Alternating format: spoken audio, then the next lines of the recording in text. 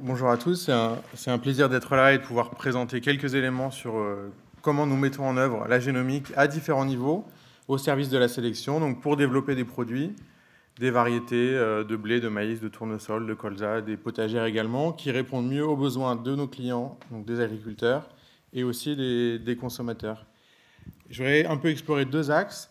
Un qui est, je pense, relativement simple, qui est d'aller utiliser la génomique pour identifier des traits, identifier des gènes. Et un deuxième axe qui est un traitement plus pour les traits complexes, avec des outils différents, des challenges qui sont différents également. Sur ce premier axe, donc on le fait en routine depuis très longtemps, de tester avec quelques marqueurs moléculaires pour les traits contrôlés par des gènes majeurs, faire un tri précoce dans le processus de sélection.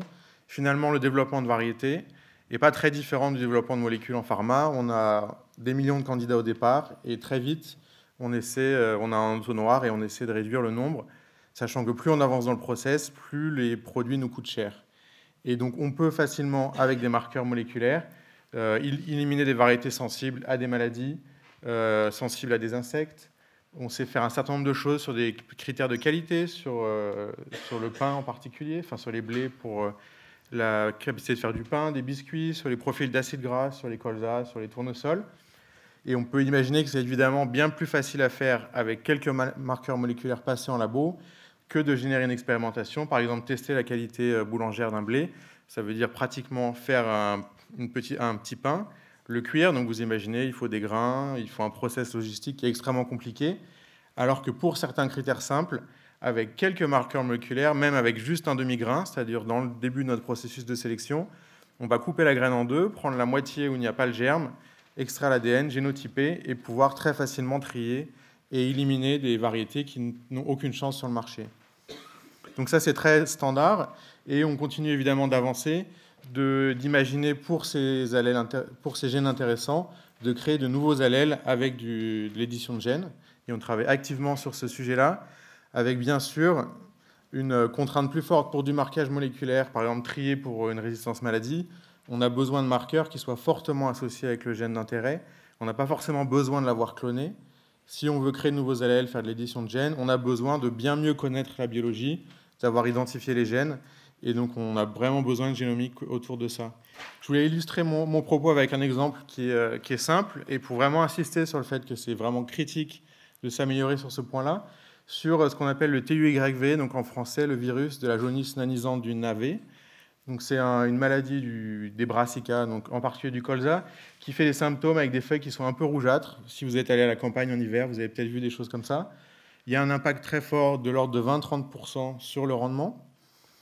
Et on a réussi à identifier une résistance qui nous a pris quand même 23 ans entre l'identification de la source et la mise en marché de produits avec ces variétés, avec ces résistances-là.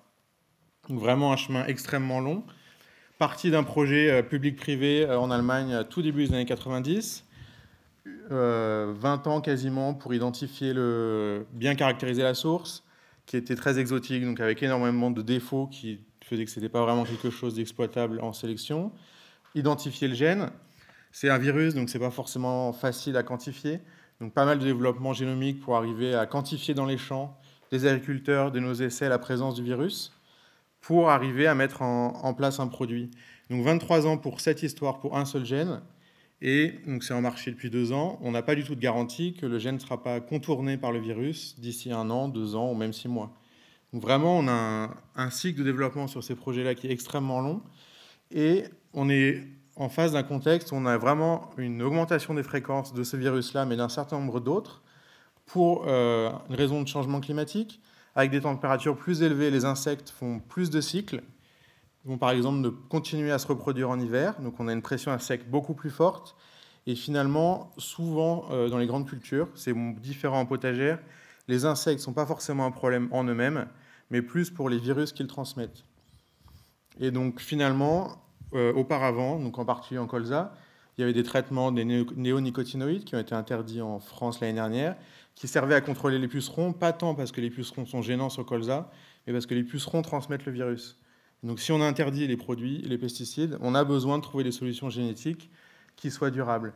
Puis on a un certain nombre d'effets de bord. Vous l'avez peut-être remarqué à la campagne, on a tendance à avoir plutôt des cultures intermédiaires en hiver pour ne pas laisser les sols nus, pour créer des abris pour la biodiversité, empêcher l'érosion. Ça crée des abris pour des insectes et pour des plantes hautes pour les virus. Donc on a globalement un ensemble de facteurs qui se combinent pour augmenter la pression insecte, la pression maladie et le besoin de trouver des solutions génétiques. Et puis on a des facteurs incitatifs. En France, on a ce qu'on appelle les CEPP, des crédits d'impôt pour les gens qui distribuent des variétés ou des solutions agricoles qui vont permettre de réduire la pression de pesticides. Et donc la variété qu'on a mis en marché qui permet de fournir une résistance virus, permet de supprimer plusieurs traitements insecticides, a bénéficié de ce crédit d'impôt. Donc vraiment l'identification de traits, de gènes de résistance, en particulier à des virus, est absolument critique pour une agriculture durable, surtout si on va aller vers un modèle avec moins de pesticides dans un contexte où les pressions insectes et virus vont forcément avoir tendance à augmenter. Donc on a vraiment besoin d'avancer et d'arriver à faire mieux que 23 ans pour un gène, une maladie. On a un certain nombre d'espoirs qui nous laissent suggérer qu'on pourrait aller plus vite. Le premier, c'est qu'on en a discuté tout au long de cette journée. On a à disposition du séquençage beaucoup moins cher et plus rapide. On peut imaginer de séquencer de nouveau des individus clés. Par exemple, d'imaginer que n'importe quelle source de résistance va être séquencée, assemblée. Ça peut paraître simple si vous venez plutôt du contexte animal-humain. Il faut savoir que les génomes de plantes sont extrêmement complexes, qu'on a en général une non-collinéarité des gènes, énormément d'éléments répétés. Je montrerai un peu dans la suite, mais énormément de gènes qui sont manquants quand on passe d'un génotype à l'autre, sans que ça soit forcément, créer des phénotypes aberrants. Donc, en général, créer un génome, faire du calling de SNP sur un génome à partir de la référence est facile, ça coûte peu cher. Faire un assemblage de novo, c'est un autre challenge et un autre niveau de coût. On espère aussi pouvoir beaucoup mieux combiner des sources d'informations multiples, de l'expression, des réseaux de gènes, transférer des informations de différentes espèces. Mais on a tendance à être un peu court sur la partie d'analyse, c'est-à-dire tout ce qui va être assemblage de novo, c'est-à-dire sans se baser sur une référence, pour des génomes dont on va attendre une structure complexe.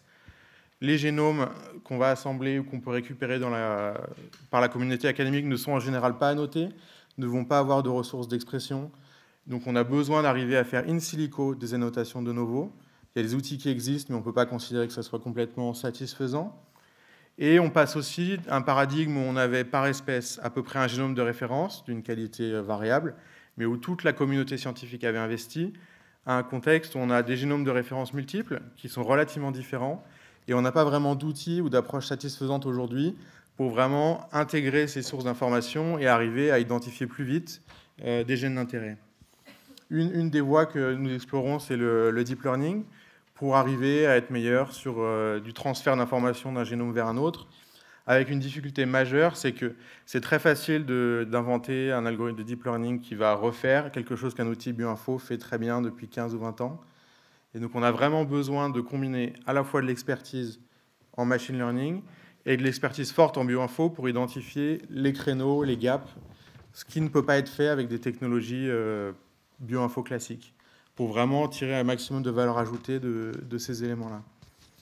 Pour explorer un peu plus ce que ça donne en termes de disponibilité de génome, en 2017, on avait à disposition 5 génomes de maïs complets. Donc si les gens qui ont fait un tout petit peu de génétique plantes connaissent probablement B73, la lignée maïs, une lignée maïs clé. Les autres qu'on voit dans le cluster sont tout un ensemble de diversité. Et on est passé donc à, en gros, 5 génomes, un seul vraiment annoté, avec des annotations propres, un deuxième avec quelques ressources, à aujourd'hui à peu près 35 annotés qualité référence, en combinant à la fois des informations publiques, plus les génomes qu'on a générés en interne. Sur ces 35-là, on n'a pas les moyens de faire de l'expression, de faire quelque chose de très propre. Donc on a vraiment besoin d'être bon sur in silico, la génération de données, l'annotation de génome, le transfert de connaissances. Et on s'attend en janvier à la publication de 25 génomes de maïs complets, assemblés de novo par un consortium américain. Probablement plus. On a vraiment une avalanche des génomes de référence. Et la question se pose de vraiment est-ce qu'on est capable d'exploiter ces génomes-là pour être plus rapide pour identifier des gènes d'intérêt en particulier sur des caractères de résistance de maladies ou insectes. Un peu pour illustrer la difficulté, si on prend donc 19 génomes de référence correctement assemblés, qualité référence, annotés, on s'est amusé à regarder, à essayer de créer des familles, donc on dit orthogroupes, mais ce n'est pas complètement propre comme terme parce qu'on est dans l'espèce maïs. C'est plutôt disons, des gènes qui sont considérés comme suffisamment proches pour être considérés comme étant en synthénie, même si là encore le terme n'est pas bon. Donc on a 19 génomes. Donc on voit assez bien qu'il y a une grosse fraction des gènes qu'on va retrouver dans nos 19 génotypes. On en a une très grosse fraction par contre qu'on va retrouver, donc c'est tout à droite de mon graphe, que dans un seul génotype. Et puis une fraction, et cette figure est relativement stable, qu'on enlève ou rajoute des génomes.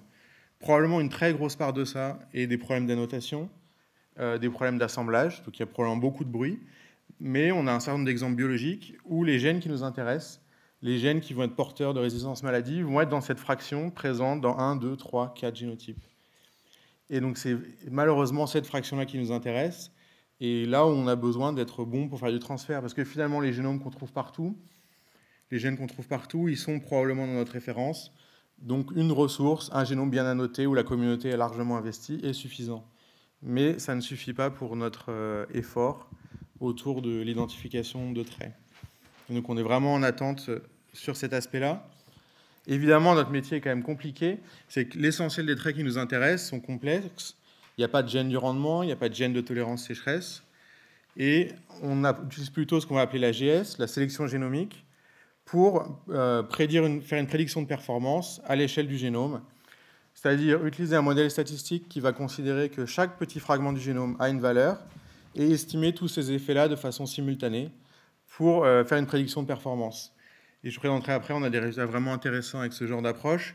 Ça repose, là encore, sur la disponibilité de marqueurs haute densité, de bonne qualité, c'est-à-dire plusieurs dizaines de milliers de marqueurs, avec des technologies qui soient haut débit, avec un coût faible par échantillon, qu'on soit capable de faire à très grand volume. Et donc, par exemple, dans notre labo, on est à peu près à 150 millions de data points par semaine et plusieurs milliards par an. Donc, on a vraiment dû passer sur une approche industrielle pour cela, avec tout ce qui va autour du process d'analyse automatique, du contrôle qualité, des délais de retour de résultats extrêmement rapides. Il faut imaginer que sur l'essentiel de nos espèces, on a des contre-saisons. Donc, par exemple, le maïs qui a été récolté à peu près il y a quelques semaines repart quasiment 2-3 jours après au Chili pour faire une saison supplémentaire et gagner 1 an. Donc, finalement, la fenêtre de décision est de l'ordre de 24 heures et une heure ou un jour trop tard, c'est 1 an trop tard. Donc, on a besoin d'être bon dans les délais.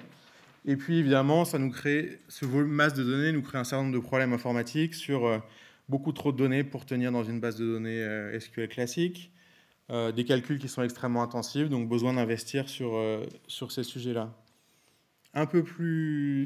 Pour rentrer un peu plus dans le détail, la sélection génomique, on le trouve dans les papiers avec plein de noms différents. On trouve Genomic Selection, Genomic Prediction, Genome-Wide Selection. L'idée est simple, c'est des marqueurs haute densité qui couvrent tout le génome pour idéalement identifier, taguer chaque bloc en ségrégation, pour être plus précis dans notre processus de sélection, pour des individus qu'on n'a pas phénotypés, donc ça c'est évident, parce qu'on n'a que la prédiction pour prendre une décision, et aussi pour être plus efficace pour les individus qu'on a phénotypés, et je l'illustrerai juste après.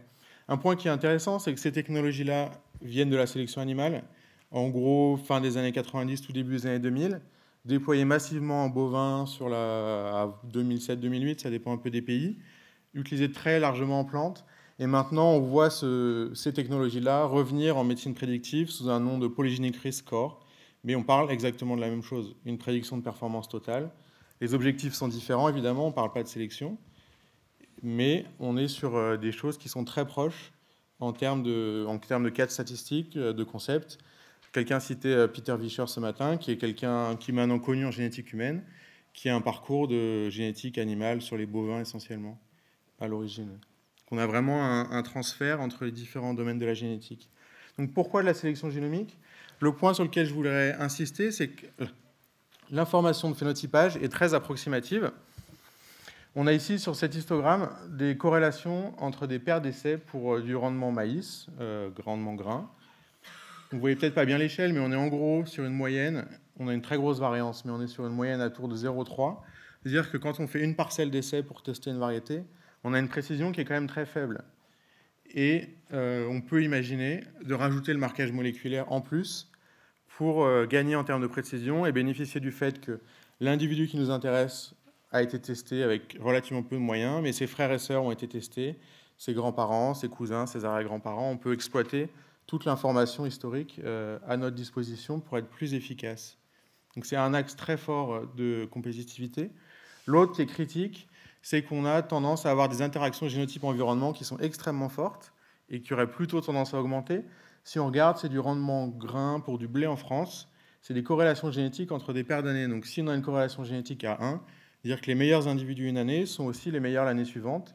Si c'est plus faible, on a nettement plus de problèmes. Donc on peut voir assez facilement que les meilleurs individus en 2010, on doit être à peu près les meilleurs en 2013.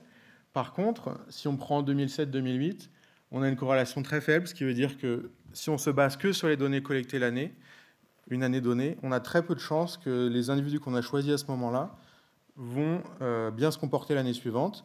Et si on continue notre cycle où chaque année on rajoute une année de test, finalement, au bout de 3-4 ans, il ne nous reste plus rien, plus de produits à mettre en marché, à moins d'être extrêmement chanceux. Donc l'alternative un peu classique, c'est de faire plus d'années de test, sauf que ça rallonge les cycles de développement produit, c'est pas efficace, c'est plus coûteux. Et donc la sélection génomique nous permet de dire les individus ne sont pas tellement répliqués sur des années multiples. Par contre, leurs allèles vont être répliqués, ou une autre façon de le dire, c'est leurs apparentés ont été vus les années précédentes ou les années suivantes. Et donc on peut, avec la sélection génomique, du marquage moléculaire haute densité, combiner toute l'information pour être beaucoup plus efficace, lisser l'effet année et avoir une pression de sélection qui soit constante et être capable de délivrer des variétés de façon régulière à nos équipes commerciales et aux agriculteurs. Quand on regarde empiriquement les gains de performance qu'on observe, sur ces deux graphes, donc on a du rendement du blé, du rendement maïs, mais ça s'applique à peu près à n'importe quel trait. On va avoir sur chaque graphe en X une précision si on n'utilise que du phénotype, et en Y une précision si on utilise une prédiction, donc phénotype plus marqueur haute densité. Chaque point correspond à une année, c'est-à-dire, par exemple ici, on a enlevé toutes les données de 2014, prédit avec les données historiques la performance de 2014, et regardé quelle précision de performance, quelle accuracy on avait en étant que avec les données phénotypiques ou avec nos données historiques. Et donc on voit assez bien sur ce cas-là ou sur l'autre qu'on a des ordres de grandeur de gain de 20-30% de précision sur l'efficacité de nos process. Et c'est des choses qui sont en routine depuis un certain nombre d'années chez Limagrain et qui ont un impact fort sur notre capacité à délivrer des produits, à répondre aux attentes des marchés et des consommateurs, à la fois sur des critères comme du rendement et aussi sur des critères de qualité également. Pourquoi c'est attractif ? On travaille beaucoup en termes de sélection avec ce qu'on appelle l'équation du sélectionneur, qui est une formule relativement simple qui essaie de montrer que finalement ce qui nous intéresse dans nos processus, c'est de maximiser le gain qu'on peut faire pour les critères qui nous intéressent par unité de temps et de coût. Donc et la sélection génomique joue sur à peu près tous les facteurs. Donc on a un facteur de précision. Forcément, notre gain il dépend de la précision qu'on a. J'espère vous avoir montré qu'avec le marquage moléculaire, on peut être plus précis. Il va dépendre de l'intensité de sélection, c'est-à-dire est-ce que je prends 1% de mes candidats, ou 10%, ou 5%. Donc en gros, la taille de population. Si le coût de test diminue, à un budget constant, je peux tester plus, et donc l'intensité de sélection augmente. Donc là encore, la sélection génomique nous permet d'augmenter l'intensité de sélection. On a un critère qui est la diversité. Forcément, on ne peut pas faire de gain si on n'a pas une diversité génétique pour démarrer. Donc sur ce paramètre-là, la sélection génomique ne joue pas. Et enfin, on a un paramètre de temps. Si on peut prédire plus tôt dans le process, avant d'avoir fait des tests au champ, on peut réduire les intervalles de génération et donc accélérer notre processus notre gain génétique. Et comme on s'attend, et on compte bien sur Illumina pour ça, par exemple, sur le fait que les coûts de séquençage, les coûts de génotypage diminuent, les stratégies optimales changent tous les quelques mois avec les changements de structure de coûts. On réalloue en fonction de la structure optimale pour maximiser notre gain et donc l'efficacité de nos processus de recherche pour délivrer. Peut-être dernière chose pour contraster peut-être avec les polygenic risk score, c'est que dans nos processus de sélection, on est sur un jeu de probabilité. On essaie juste de maximiser la probabilité de choisir les bons et de les avancer au stade suivant. Et donc on n'a pas une charge de preuve on a un contexte très différent de l'humain, où nous, tout ce qui importe, c'est de maximiser les probabilités et de vérifier à la fin qu'on n'a pas tort. C'est un petit peu plus compliqué quand on va être sur de la médecine prédictive, où on a nettement moins le droit à l'erreur. Juste pour continuer d'illustrer, sur l'utilisation de prédiction, on fait un gros effort sur de la prédiction sur des risques sécheresse. C'est un exemple en combinant à la fois des prédictions donc de sélection génomique et ce qu'on va appeler de l'envirotypage, c'est-à-dire on dispose de données météo et on va pour chaque endroit où du maïs pousse en France, par exemple, prédire, évaluer quel est le type de stress et quantifier la fréquence de stress une année donnée et puis de façon historique, sachant qu'on a une variabilité interannuelle extrêmement importante. Par exemple, si on prend la saison 2014 en France, on a quasiment la moitié des lieux où il y avait du maïs et où on a de l'expérimentation sans stress, une année avec de la pluie, un peu de stress remplissage et puis du stress au moment de la floraison. On passe à l'année suivante, quasiment pas de lieu non stressé, un stress permanent qu'on n'avait pas l'année d'avant, c'est-à-dire du stress hydrique tout le cycle. Et donc évidemment, des variétés qui dans le process n'ont forcément jamais été exposées à stress très fort, il y en a forcément qui vont s'effondrer dans le processus. Et donc on peut essayer de compenser ce problème de fréquence des stress, d'occurrence, de variabilité, en combinant des prédictions et être capable de faire en 2014 une prédiction, y compris pour ce type de stress qui n'a pas été vu l'année donnée, pour être plus précis. Si on regarde pratiquement ce que ça donne, là on a en X le rendement 2015, donc notre année très stressée, en Y la prédiction qui va combiner l'info d'environnement et le donné de marquage moléculaire. On a une corrélation qui n'est pas géniale, mais on voit qu'on a quand même une tendance, donc on peut quand même prendre des décisions raisonnables. Et si vous vous intéressez aux points verts et rouges, les points verts sont les variétés qui étaient les meilleures basées sur les données phénotypiques de l'année 2014, sans stress, et les points rouges les plus mauvaises. Vous pouvez voir assez facilement qu'en se basant sur les données de phénotypage uniquement, on aurait pris un certain nombre d'extrêmement mauvaises décisions.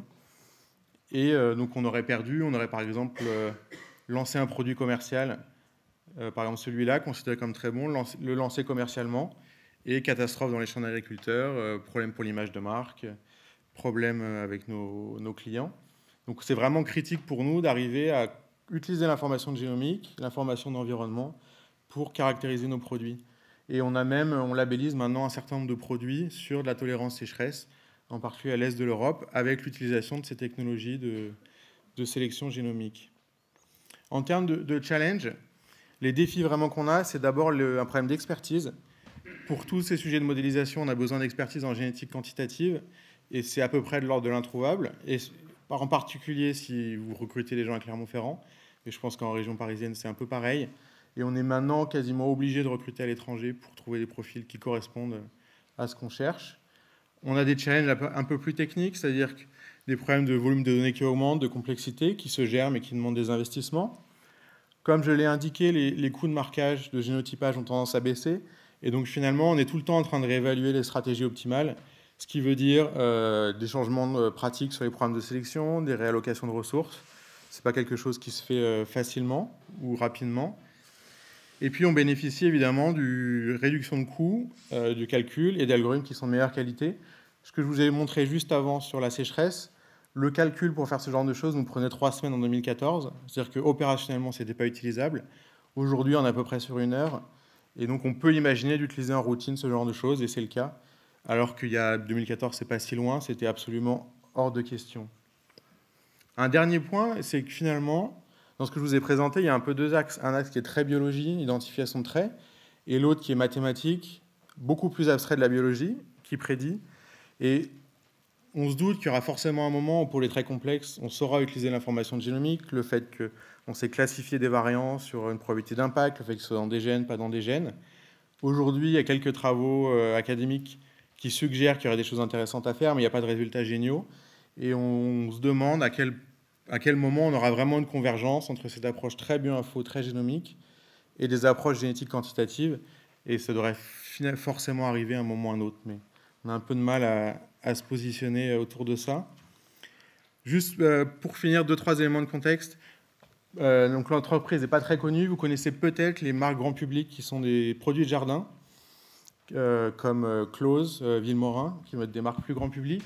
mais on est essentiellement une entreprise qui vend des graines donc aux agriculteurs, avec du maïs, du blé, énormément d'espèces plus petites, du colza, du tournesol, du millet, du riz, des protéagineux, présents sur énormément de pays maintenant, et avec une activité de recherche qui est pour l'essentiel donc basée un peu partout. On a à peu près plus de 70 sites, mais toutes nos plateformes de technologie sur la génomique, sur les prédictions, sur notre laboratoire de génotypage, tout ça est centralisé dans la région de Clermont-Ferrand avec plusieurs centaines de personnes qui travaillent là, et à peu près donc c'est un effort de recherche extrêmement conséquent pour arriver à délivrer des variétés et à rester compétitif vis-à-vis de nos concurrents comme Monsanto ou Corteva ou Dupont Pioneer. Merci pour votre attention.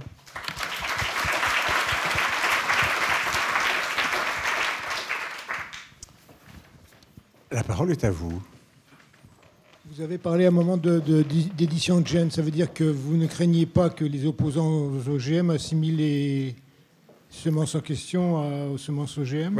Ça, c'est la première question. Puis la deuxième question, c'est, vous avez parlé d'une, si j'ai bien compris, une raréfaction des généticiens quantitatifs, si je puis dire. Oui. C'est-à-dire que l'école, l'INRA, qui était quand même très puissante il y a quelques années, a disparu, ou les compétences vont dans d'autres secteurs, comme on l'a en mathématiques? C'est un peu compliqué. Enfin, sur votre première question, donc, je ne l'ai pas dit, mais on fait de la recherche activement sur des OGM. Il faut imaginer que sur à peu près tous les territoires où on travaille en maïs, hors Europe, on ne vend pas de maïs s'il n'est pas OGM. Et donc, on ne peut pas être uniquement dépendant de licences de produits de Monsanto. Et sur le gene editing, le contexte réglementaire est très instable en Europe, donc on ne sait pas ce qui... Mais il y a hors Europe, il y a des opportunités, on a besoin de créer des choses et de ne pas se trouver complètement verrouillé par la propriété intellectuelle de nos concurrents. Donc on a une recherche active sur ces sujets-là. Et sur le point de recrutement, enfin, c'est un contexte qui est un peu global. On a du mal à trouver... les formations qui formaient à la sélection végétale, il y en a relativement peu. Elles ne sont pas forcément à un niveau technique qui correspond à ce qu'on cherche. Maintenant, on cherche, vu la complexité des métiers, on cherche quasiment que des gens avec des thèses en génétique quantitative. L'INRA, globalement, va nous en sortir une petite dizaine par an, moins que ça. Il y en a beaucoup qui vont sur les carrières académiques, qui vont aussi aller en sélection animale, sur de la génétique humaine. Et donc, on n'a pas un flux très important qui répond à nos besoins aujourd'hui. Je vous en prie. Bonjour. Est-ce que vous travaillez sur le mélange de semences pour essayer de pallier à la diversité des pathogènes et au réchauffement climatique et garder le rendement au maximum? Vous voulez vous présenter, mademoiselle? Aurélie Canaguier, INRA, au site du Génoscope. C'est un sujet qui est très amont, mais il y a des choses en réflexion. En particulier, il y a un projet en cours de montage avec l'INRA sur les mélanges, sachant que c'est du point de vue génétique, c'est extrêmement compliqué parce que aujourd'hui, il faut imaginer quand on teste une variété, c'est une micro-parcelle, donc c'est quelques mètres carrés. On met une variété pure. Ça, on sait à peu près analyser. Si on commence à mélanger des choses, comment est-ce qu'on va exploiter ces données-là? On n'en a aucune idée. Donc, une fois que les variétés sont développées, quand c'est que de l'agronomie, ça se fait. S'il faut l'inclure dans le processus de développement, c'est une question qui est très compliquée, mais qui nous intéresse. D'autres interventions? Il y a ici, monsieur, s'il vous plaît. Oui, bonjour, merci pour la présentation. Vous connaissez à peu près les causes de cette variabilité interannuelle? C'est le climat, en fait, typiquement. On a juste la variation, on a une variation climatique, des pressions de pathogènes, mais l'essentiel, c'est la variation climatique. Ce que je montrais juste avant, ça, c'est juste du climat. De la pluie à peu près quand il faut, pas de stress. Une année très sèche, comme cette année, par exemple, dans une partie du sud de la France.